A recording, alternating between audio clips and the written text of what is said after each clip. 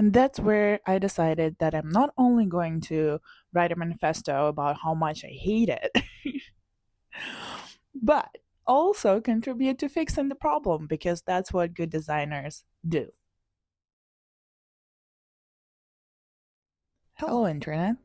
It's Kate, your UX fairy. And today I would like to discuss the topic of lending websites.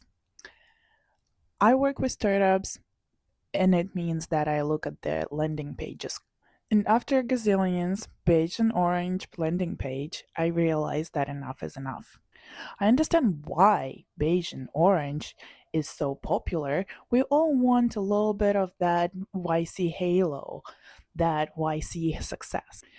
But what bugs me is that this combination that everyone reaches for is almost all the time is against the accessibility guidelines and rarely designed to be accessible for reading or interacting with. Like beige and orange is genuinely hard to read. So enough is enough. And that's where I decided that I'm not only going to write a manifesto about how much I hate it, but also contribute to fixing the problem because that's what good designers do. Here's how F13 was born. One reason I named it F13 was because horror persists. Another one is because it's the missing button, and that all should be as easy as pressing one button. F13 manifesto says that interfaces should be accessible, more thoughtful, just better, because with all the capabilities that AI gives us, we surely can do better. So look at your keyboard. The function key stops at F12. I suggest we add 13th. That's pretty much the whole idea. It's a missing button for shipping accessible, interactive, intuitive design with clear color guidelines. A human-centered design.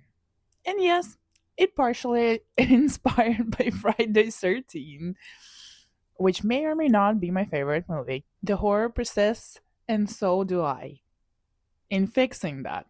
Here's how it works. First of all, it's a stack any developer can use with minimal effort. You just drop in the MD file for the model you use and watch it do the work, or pull my GitHub. The LLM you're already working with will read the file or see the code on a page and understand specific guardrails to ship accessible human-centric UI.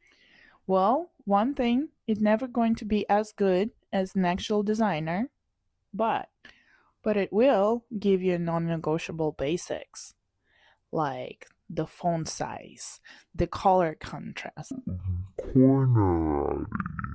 the page density. Accessible actually means here, because the words get thrown around a lot. The core of it is WCAG contrast. Checks of the contrast ratio between text and its background, how far apart they are, and perceived brightness. And the way it holds that line is color stack. It builds on OKLCH. Say it with me. OKL. It's mouthful either way, but it is a perceptual color space, and that's the whole point. Unlike the old RGB or HSL, it is lightness value matches what your eye actually perceives as brightness. So the tool can reason about contrast honestly and shift hue without quietly breaking readability. It's the right foundation for accessibility first stack. And it's been developed by evil Martians, so huge shout out to them. Where you see the toggle, all the guardrails yourself, and watch how each changes interface in the real time. So you can see I got a handful of vectors over here: color contrast, the hue, corner ratio, font size, spacing, density, and motion. How much smoothness and easiness you want in the scroll. The toggle, any of them, and the UI responds live. You can feel how each decision lands. Try it, break it, let me know what you think. On my side, I'm building MCP for it, well, sometime soon. Not sure when exactly, whenever I get a free moment. It's coming. Trust me. By the way, today at the house where W3 pioneers and AI enthusiasts gathered to share the knowledge. I had the honor to demo it. Here is a snippet of me presenting it. Check it out. It's a tool to ship more human-centric design that has accessibility guardrails. F13, because it should be as easy as pressing one button and things working. But the key is that it really takes into account accessibility guidelines.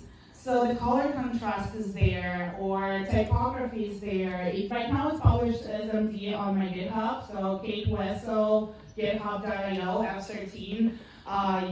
Give that MD to your model and see what improvements of user interface it can do. And please try it. As usually, yours, UX Fairy Kate. See you soon. What just happened? My light went off, so we're gonna continue rolling with spooky. Very spooky.